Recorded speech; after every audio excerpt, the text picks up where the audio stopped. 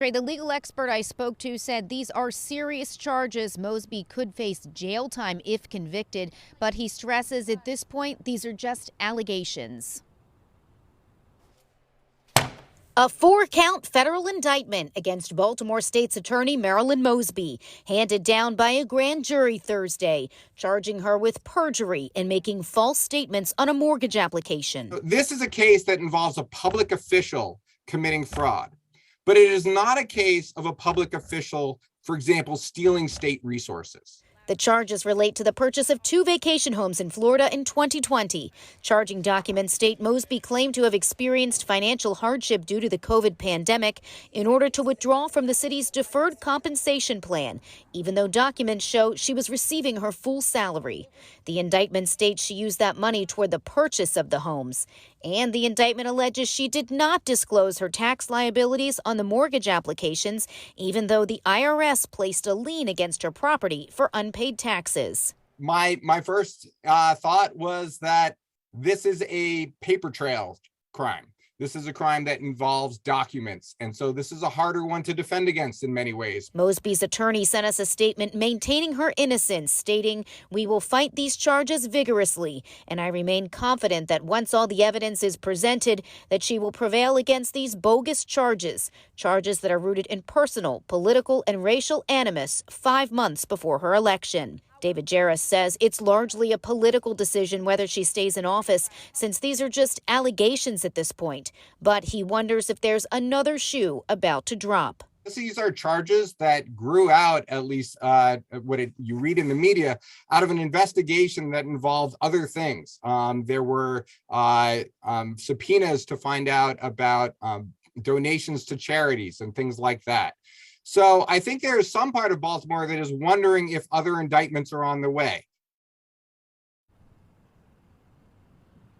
The state's attorney's office sent us a statement saying they will not be sidetracked. State's Attorney Mosby and the office remain completely focused and wholly committed to serving the citizens of our city. Mosby's first court date has not yet been set. Reporting live downtown, Kim Dacey, WBAL TV 11 News. Kim, thank you. This indictment comes after nearly a year of federal investigations into Marilyn Mosby. 11 News anchor Ashley Hinton is joining us live in the studio, reporting on what has materialized over the past year and how we got here. Ashley. Yeah, Andre and Deb, the feds kept quiet about this case for months, all the while piecing together evidence they say proves Mosby lied on financial transactions to buy homes in Florida. It was back in March of 2021 when federal prosecutors issued subpoenas for a plethora of financial records from Marilyn Mosby and her husband, City Council President Nick Mosby. Under investigation, the Mosby's campaign finance and business records. Federal officials subpoenaed the Maryland State Board of Elections, seeking those records dating back to 2014. Marilyn Mosby's attorney sought to have the federal prosecutors investigating the couple be removed from the case and investigated for potential misconduct themselves. That never happened. But in April of this year, Mosby told WBAL News Radio she has nothing to hide and that she has done nothing illegal, nefarious, or wrong.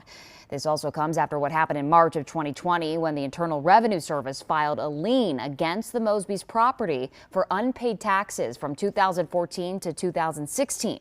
It was listed at $45,000.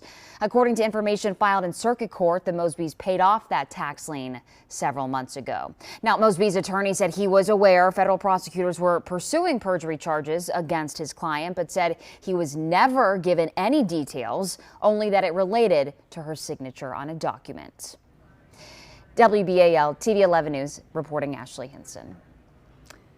Ashley, thank you. Marilyn Mosby does not have to step down from her office while the case plays out, but the process to remove her can get complicated. She can be removed from her position if the Attorney General files a petition and 2/3 of the Senate vote to remove her. Otherwise, this is a political question about whether she wants to continue in the position. Whether or not she will choose to step down will be a question about whether or not probably she thinks she can continue to do the job. If she were to be removed, district and circuit court judges would have to vote on her replacement. Deb, as you know, Governor Larry Hogan has been a very vocal critic of Marilyn Mosby, but tonight his office tells 11 News he has no comment about her accused crimes for now. Baltimore Police Commissioner Michael Harrison also has no comment. Mayor Brandon Scott did release a statement. Part of it states he'll, quote, champion transparency and accountability and not allow these charges to distract his administration from addressing Baltimore's most pressing needs. These federal charges come just weeks before the filing deadline for the June primary for the state's attorney's office. No one has officially filed for candidacy just yet. Mosby has been fundraising but has not formally filed for re-election. Unclear tonight what impact today's indictment will have on her decision. You can get updates on the indictment and the case against Baltimore City State's Attorney Marilyn Mosby by using the WBAL TV mobile app. Turn on push alerts for late-breaking developments.